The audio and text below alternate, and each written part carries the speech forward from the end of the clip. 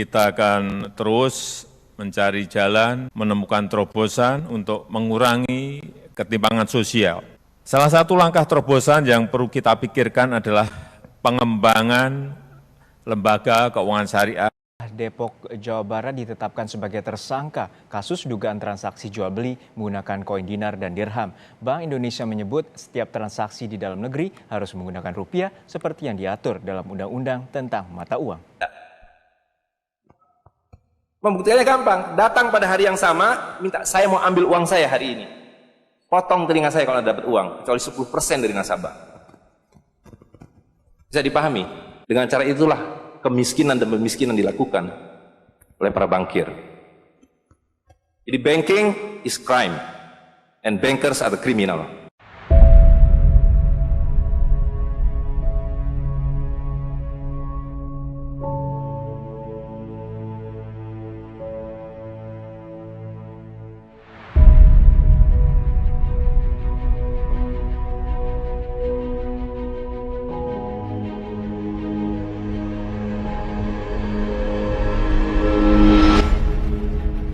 Secara ringkas, kalau disajikan adalah yang semula emas dan perak itu ada di tangan rakyat, dan dulu di tangan rakyat Ternate.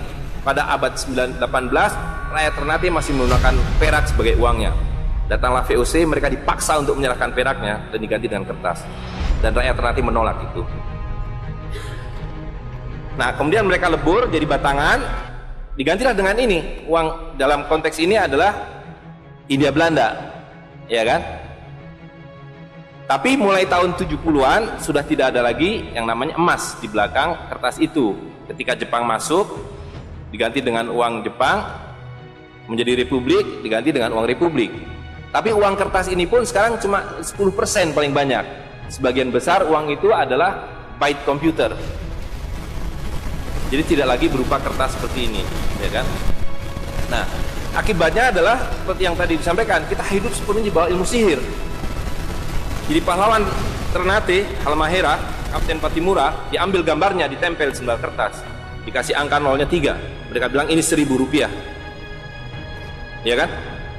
Tapi makin lama di dalam isi riba, 1.000 rupiah yang dulu bisa dipakai untuk membeli 50 kg emas pada tahun 46, ketika pertama kali diberikan rupiah, hari ini diberikan tukang parkir pun tidak mau. Maka mereka ganti gambarnya dengan Soekarno-Hatta, nolnya ditambah 2 menjadi 100.000. Yang 99.000 dari mana? Ya kan? 99.000 dari mana? Dan kalau ini kita belah 2, dibelah 4, mau saya kasih 4 mahasiswa. Kemana samannya tadi itu nilainya? Ya, ini seperti sihirnya Fir'aun yang menjadikan tali sebagai ular. Nah, orang Amerika bilang, pedagang Amerika, saya juga punya kertas sendiri, namanya greenback. Tapi kertas saya punya 10.000 kali lipat dari kertas saudara. Jadi kalau Bapak Ibu sekalian, adik-adik pergi ke Washington sana, ke New York, bawa uang 100.000.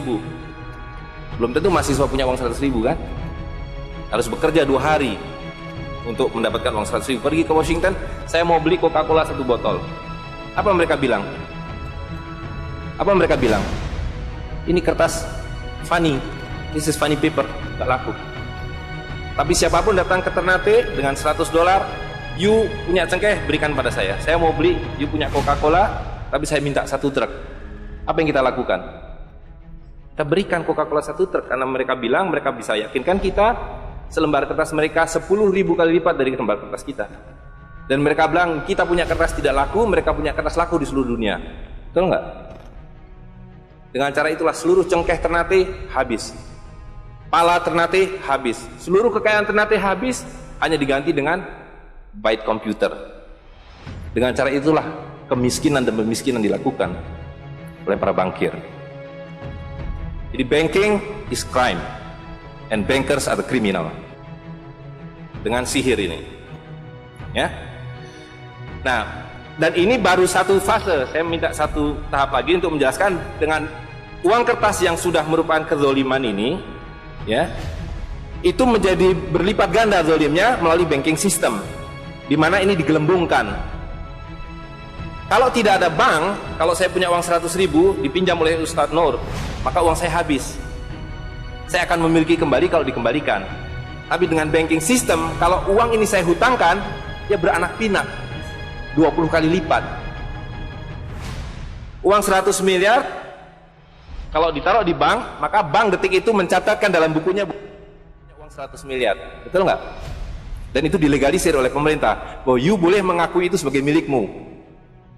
Dan bagi bank, uang titipan ini liability, maka dia harus sewakan, dia harus pinjamkan dengan bunga kepada orang yang mau beli rumah tidak bisa beli rumah, mau beli mobil tidak bisa beli mobil. Jangan khawatir, saya beri kredit, tapi harus tahan 10% untuk cadangan, ya kan? Dan semua orang dibikin miskin. Misi pokok bank adalah membuat semua orang miskin supaya tidak mampu membeli apapun kecuali berhutang melalui bank. Maka ketika 100 miliar ini diterima bank, maka dia bisa mengutar itu 20 kali dengan bunga katakanlah 10%. Maka dia akan mendapatkan dari bunganya saja 180 miliar. Jadi kalau bank bilang saya ngasih bunga hanya 10%, dia akan dapatkan 200%. Dan dari pokoknya yang dia putar itu, maka dia akan dapatkan 20 kali 90 miliar. Coba lihat, maka terciptalah uang 1,9 triliun, hampir 2.000 triliun. Padahal uangnya berapa tadi? 200 miliar. Yang 1,8 triliun dari mana? Angin, sihir, tidak ada. Itu sebabnya setiap bank dijaga oleh satpam, supaya mengesankan bahwa di bank ada uang. Tidak ada uang di bank. Itu kenapa setiap pegawai bank pakai jas, pakai dasi, supaya orang yakin bahwa uangnya dijaga dengan baik, karena di situ tidak ada uang. Dan itu sepenuhnya pengelabuan. Jadi bank itu adalah arisan berantai. Kalau kita datang mengambil uang, tapi orang bisa bilang, tapi kalau saya ngambil uang di bank kok ada? Uang siapa yang diberikan? Uang Anda sudah nggak ada. Dia orang percaya bahwa bank adalah tempat yang paling aman menyimpan uang. Bank adalah tempat paling tidak aman menyimpan uang. Belum Anda keluar dari pintu bank, uang Anda sudah nggak ada. Pembuktiannya gampang. Datang pada hari yang sama, minta saya mau ambil uang saya hari ini. Potong telinga saya kalau Anda dapat uang, kecuali 10% dari nasabah. Bisa dipahami? Ya, uangnya tidak ada. Itu. Nah, tapi yang perlu dipahami adalah akibatnya. Kalau kita tadi punya uang 100.000, di sini ada satu handphone, maka berapa harga handphone ini? Ceteris paribus kata ekonom. Maka harga handphone ini ada 100.000, ya kan? Tapi ketika ini digelembungkan menjadi 2 juta, sementara sumber daya alamnya tetap, berapa harga handphone ini? Menjadi 2 juta. Dan itu mereka bilang inflasi. Jadi inflasi adalah kebohongan. Lihat ya, dulu ketika Republik Indonesia didirikan, uang yang pertama dicetak adalah 1 sen, paling besar 100 rupiah, 600 rupiah. Uang 1000 pernah didesain tapi tidak dicetak karena terlalu besar. Karena dengan 1000 Anda sudah dapat beli emas setengah kilo. Pada waktu itu 1 gram emas hanya 2 rupiah. Dan mereka berjanji, jangan khawatir, setiap rupiah saya jamin dengan 1,5 gram emas. Sampai sekarang itu berlaku Undang-Undang tahun 46. Nah tapi lihat, karena uang kertas itu sihir, dicetak makin banyak, nilainya merosot. Bebeknya mah tetap, cengkehnya tetap, palanya tetap, tapi nilai uangnya yang merosot. Maka mulai tahun 52, ini pertama kali by the way, ini Bank Indonesia baru muncul tahun 52. Bank Sentral Republik Indonesia itu bukan Bank Indonesia, dulu namanya BNI 46, tapi Belanda tidak mau. You mau merdeka, you mesti nurut saya. Hentikan BNI 46, ganti dengan bank saya, The Jeffers Bank, menjadi Bank Indonesia. Dan hentikan uang Republik Indonesia, ganti dengan uang saya, Guilders, yang kemudian berubah menjadi uang Bank Indonesia. Oke? Nah, begitu muncul tahun 52, rupiah sudah mulai tidak laku. Dibikinlah uang 1.000 rupiah. Ringkas cerita, tahun 57, uang 1.000 sudah mulai tidak laku. Dibuatlah 2.500 rupiah. Dibuatlah uang 5.000, pertama kali muncul 64, uang 10.000 rupiah. Pak Karno bilang kita sudah terlalu miskin, maka uang 1.000 digunduli menjadi 1 rupiah yang disebut centering. Tapi tidak lama kemudian muncul lagi, karena uang kertas adalah penipuan, worthless, no value. Ringkas cerita, Pak Harto dibilang berhasil dalam pembangunan, dia bikin uang 50.000 rupiah dengan gambar Pak Harto dan kapal terbangnya. Tapi inilah ilusi yang lain, inilah sihir yang lain. Semakin besar uang Anda bukan semakin kaya, semakin uang besar Anda berarti semakin miskin. Bisa diikuti? Maka ketika terjadi krismon, rupiah makin tidak laku, harus dibikin uang 100.000. Dan sekarang uang 100.000 sudah mulai tidak laku. Ibu-ibu sudah komplain kalau pergi ke pasar dengan 100.000, betul nggak Bu? Sudah tidak bisa beli apa-apa ini. Maka mereka dua pilihannya. Pilihan pertama adalah mereka akan mencetak uang 200.000, 500.000. Tapi tidak mungkin, komputer sudah nggak bisa menghitung, kalkulator nggak bisa menghitung, hang, terlalu banyak nolnya. Pilihan kedua adalah digunduli nolnya, redenominasi. Jadi redenominasi itu bukan untuk mengatasi inflasi, tapi untuk menutupi inflasi. Jadi itu adalah pengelabuan di atas pengelabuan, di atas pengelabuan, di atas pengelabuan. Gitu, ya. Jadi secara real, uang 100.000 ini dulu ketika Pak Harto masih berkuasa menjelang jatuh itu, kalau dibelikan telur dapat 50 kilo. Masih ada yang ingat gak Bu? Kalau ibu-ibu ingat pasti. 1 kilo telur harganya Rp2.000. Begitu Pak Harto jatuh, dibilang ini gara-gara Krismon, uangnya sama, walaupun ini belum ada waktu itu, karena ini masih 50.000 aja udah besar waktu itu. Uang yang sama dengan telur yang sama, tiba-tiba dibawa ke pasar, saya mau beli telur. Bu, hari ini tidak dapat 50 kilo lagi, hari ini cuma dapat 13 kilo. Karena daya belinya telur sekarang 7.500. Dan hari ini, kalau di pasar Ternate berapa Bu harga telur sekilo? Hari ini di Jakarta 20.000, dan telurnya sama, 1 kilo itu isinya 16 butir, 17 butir, 18 butir, uangnya sama. Tapi hari ini kalau dibelikan telur hanya dapat 5 kilo. Kemana yang 45 kilo? Itu yang mereka rampok. Itu yang mereka rampok dengan melalui apa yang mereka sebut inflasi. Tapi sebenarnya dengan cara penggelembungan uang, kertas yang terus-menerus nilai. Nah, satu lagi Pak ya, saya minta ini karena ini penting sekali. Ini penting sekali. Nah, sistem zalim ini kemudian difikskan dalam satu sistem politik yang disebut nation state pada level global, kan judulnya kan globalisasi uang. Jadi negara bangsa itu diciptakan oleh para bankir pada abad ke-20. Jadi waktu Indonesia merdeka, Singapura merdeka, Malaysia merdeka, Afrika merdeka, itu bukan kemerdekaan spontan, tapi didesain. Didesain karena kalau dulu mereka mau merampas cengkeh orang Ternate, mau merampas kepala orang Ternate, dia harus bawa serdadu ke sini. Dia harus ambil cengkeh dan palanya, repot kan? Maka dengan menciptakan uang kertas, mereka tetap bisa mengambil cengkeh orang Ternate, mengambil pala orang Ternate tanpa harus kirim serdadu di sini. Dan karena itu saya kasih merdeka. Tapi satu mesti bikin bank sentral, kedua pakai uang kertas, supaya saya tetap bisa membeli 1 barel minyak Anda dengan harga 4 sen dolar. Karena mencetak uang ini biayanya hanya 4 sen, 500 rupiah. Ya, jadi berapapun harta yang kita punya bisa dibeli dengan cara itu. Nah, lalu tadi saya sudah ceritakan uang kertas itu dimunculkan bersamaan dengan konsep negara nasional plus hutang negara. You boleh merdeka tapi you miskin, rakyat penyakitan, rakyatmu bodoh. Tapi jangan khawatir, saya punya uang, sekolahkan rakyatmu, bikin pembangunan, saya kasih hutang, ya kan? Nah, jadi tugas pemerintah itu, republik, adalah satu, mengambil hutang dari bank, menghabiskan utang itu melalui apa yang disebut APBN.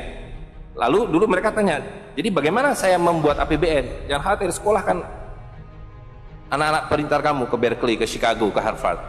Mereka dididik untuk membuat pembangunan. Lalu dikasih paket hutang, dan diajari kalau nggak bisa kirim konsultan seperti John Perkins dan sejenisnya. Lalu ada satu pertanyaan, bagaimana kami membayar hutang kami kalau begitu? Mereka bilang, you punya 200 juta rakyat, pajaki rakyat kalian. Pajaki rakyat kalian. Kalian punya pala, punya cengkeh, habisi hutang kalian. Karena you membayar hutang, kalau kita hutang 5 miliar dolar setiap tahun, apa mereka kasih berkoper-koper dolar?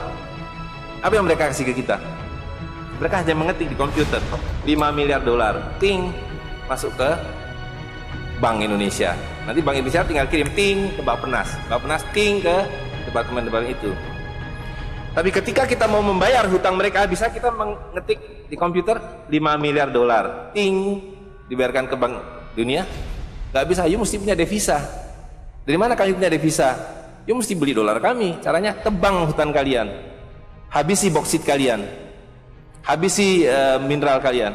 Betul nggak? Nah, jadi itulah yang terjadi di dalam sistem Fir'aun sekarang ini, bahwa pemerintah itu didesain hanya untuk mengambil hutang dari bank, menghabiskan melalui APBN dan proyek, kemudian memajaki rakyat. Karena itu pajak semakin hari semakin tinggi, semakin banyak, semakin tinggi, semakin banyak. Gitu. Nah, jadi kalau digambarkan seperti ini, ya kan? Wilayah domestik nasional itu adalah demokrasi. Supaya kalau 5 tahun harus ganti. Kalau ada presiden, ada perdana menteri yang tidak nurut pada para bankir, out. Tapi para bankir tidak pernah mengganti, mereka turun-temurun, perusahaan swasta, anak beranak pinak. Ini kira-kira hanya 400 keluarga di dunia ini yang menguasai seluruh sistem keuangan dan politik. Jadi kita ini sekarang utangnya tiba-tiba sudah 2.100 triliun. Padahal tahun waktu Pak Harto jatuh itu utangnya hanya berapa? 50 miliar dolar, 500 triliun. Sekarang sudah 2.000 triliun. Dan begitu kurs dolar berubah, utang kita nambah. Gitu. Dan BI tidak pernah memenuhi janjinya, karena tugas pokok BI adalah menjaga stabilitas kurs, tidak pernah bisa. Dan tidak akan pernah bisa apapun yang dilakukan karena memang tidak ada nilainya. Gitu. Nah, jadi sebagai penutup, maka apa yang harus kita lakukan adalah membalik seperti yang mereka dulu lakukan. Yang mereka dulu lakukan adalah mengambil emas dan perak dari orang tua kita, mereka lebur menjadi batangan, dia simpan di berangkas, dan kepada kita dikasih toilet paper ini, kata Mahathir Muhammad. Maka yang harus kita lakukan sekarang sebelum ini jadi apa? Oncom. Lebih berharga oncom. Tukarkanlah menjadi emas dan perak, menjadi dinar dan dirham, dan kemudian gunakan untuk muamalah. Karena Nabi sudah mengatakan akan datang satu zaman di mana semua yang kamu miliki tidak ada harganya, kehabisan nilai, kecuali dinar dan dirham, kecuali emas dan perak. Jadi kalau dilihat, ya dolar dalam dinar atau dinar dalam dolar dalam 10 tahun terakhir, 2004 itu cuma 54 dolar, hari ini sudah di atas 250 dolar. Dan lihat, menipunya uang kertas ya, kalau kita pakai untuk menyimpan naik haji, kalau Anda menabung dolar, maka tiap tahun naik. Saya sudah hitung ini, dan ini valid sekali. Naik setiap tahun itu 3,5%. Kalau Anda menyimpan rupiah, setiap tahun naik 5%, nggak nyampe-nyampe. Tapi kalau Anda menyimpan dinar, maka dia akan turun 8% setahun. Jadi tahun 2000 naik haji butuh uang 21 juta rupiah. Kalau dinar butuh 71 dinar. Tapi hari ini kalau mau naik haji butuh hampir 40 juta rupiah. Dinar cukup dengan 16 dinar. Jadi dulu kalau punya rupiah naik haji satu orang, sekarang sampai Dubai suruh pulang, nggak cukup uangnya. Tapi dengan dinar dulu naik haji satu orang, sekarang bisa naik haji 4 orang. Dengan kata lain, kalau Bapak Ibu sekalian serahkan cengkeh Bapak Ibu sekalian dan menerima uang kertas, Anda 4 kali miskin. Detik itu juga dalam konteks ini.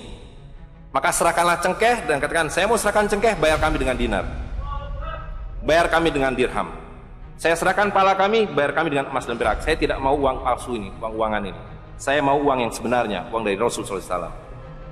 Ya, gitu.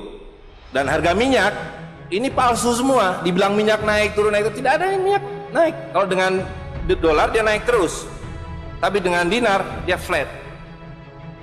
Sekali lagi, bahwa sumber daya alam itu terbatas, maka alat tukar pun harus terbatas. Jadi ketika kita menggunakan kertas ini digelembungkan. Tapi ketika Anda menggunakan emas dan perak, ini sama. Maka sekali dia punya alat tukar, nilai tukarnya dari zaman Rasulullah SAW seekor kambing, hari ini 1 dinar dapat seekor kambing. Zaman Nabi dapat seekor ayam 1 dirham, hari ini dapat seekor ayam. Tidak ada yang berubah. Sekali lagi, pemiskinan itu adalah dibikin oleh sistem. Dan tadi sudah disampaikan bahwa dari tahun ke tahun di dalam slide yang sebelumnya dalam penjelasan itu, bahwa dinar dan dirham itu selalu dicetak oleh para sultan. Jadi lihat, ketika para sultan berkuasa, para sultan berikan emas dan perak pada rakyat.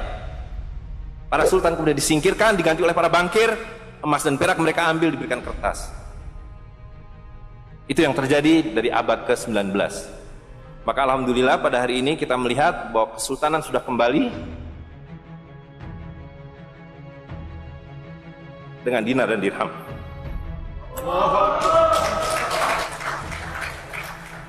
Dan ini adalah awal berakhirnya sistem riba. Ini adalah awal dari janji Allah SWT, yamhaquhu riba wa yurbi sodakotan. Aku suburkan sedekah dan aku hancurkan riba. Kehancuran riba ditandai dengan seperti apa yang dikatakan Nabi, kehancuran mata uang kertas. Suka atau tidak suka, terima atau tidak terima, ini adalah awal kehancuran. Dan karena itu yang harus kita lakukan adalah supaya kita tidak ikut hancur di dalamnya, kita songsong kembalinya dinar dan dirham. Dan itu berarti kembalinya Sultania. Dan Ternate adalah awal dari kembalinya dinar dan dirham dan Sultania, bersama dengan Kesultanan Cirebon, bersama dengan Kesultanan di Sulu. Jadi sekarang sudah ada ketiga sultan yang mencetak kembali dinar dan dirham. Dan ini akan mengawali kembalinya dinar dan dirham di seluruh dunia. Jadi kalau pada abad 15, abad 16, abad 17 bangsa Ternate sudah sampai ke Madagaskar, sudah sampai ke negeri atas angin di Spanyol, maka pada abad 21 kembali Ternate sampai Spanyol. Ternate sudah kembali sampai Afrika Selatan, sudah sampai Eropa melalui dinar dan dirham yang berlaku di seluruh dunia. Orang Amerika tidak bisa mengatakan emas saya 5 kali lipat dari emas saudara, tidak bisa. Emas kami dari Ternate sama harganya dengan emas kalian. You 1 dinar, kami 1 dinar. You 1 dirham, kami 1 dirham. Itulah keadilan. Ya. Jadi karena itu Bapak Ibu sekalian, yang terakhir sekali saya ingin sampaikan, dinar dan dirham yang kita bicarakan ini tidak ada artinya kalau berhenti hanya di dalam ruangan ini. Dinar dan dirham harus segera berkemerincing di kota Ternate. Dan Anda semua yang harus memulainya. Tadi 2 orang sudah menyatakan diri sebagai relawan jawara, jaringan wirausahawan dan pengguna dinar dirham Nusantara. Maka dalam waktu sebentar, insya Allah di Ternate dari 2 orang ini akan menjadi 2.000 orang yang menggunakan dinar dan dirham. Ya, dari 2.000 akan menjadi 200.000. Seluruh penduduk Ternate menggunakan dinar dan dirham. Dan Kanjeng Sultan dari beberapa waktu yang lalu sudah mulai membagikan zakat dalam dirham. Jadi di Ternate itu sekurangnya sudah ada 1.000 orang memiliki koin dirham yang dibagikan oleh Sultan. Dan itu adalah awal. Ini baru awal dari kembalinya Islam dan berakhirnya kezaliman. Jadi sekali lagi Bapak Ibu sekalian, marilah segera ya ular-ular Fir'aun itu kita akhiri dengan cara yang sangat mudah, yaitu kita mentaati perintah Allah SWT. Allah SWT mengatakan wa halalul bai' wa harramar riba. Aku halalkan berdagang dan aku haramkan riba. Dan uang kertas adalah riba par excellence. Di dalam uang kertas ini ada 2 riba sekaligus. Ya, jadi saya kira itu saja. Saya mohon maaf mengambil waktu agak terlalu banyak, tapi ini penting karena supaya clear semuanya. Ya, karena ini baru pertama kali dibicarakan di Ternate. Demikian, assalamualaikum warahmatullahi wabarakatuh.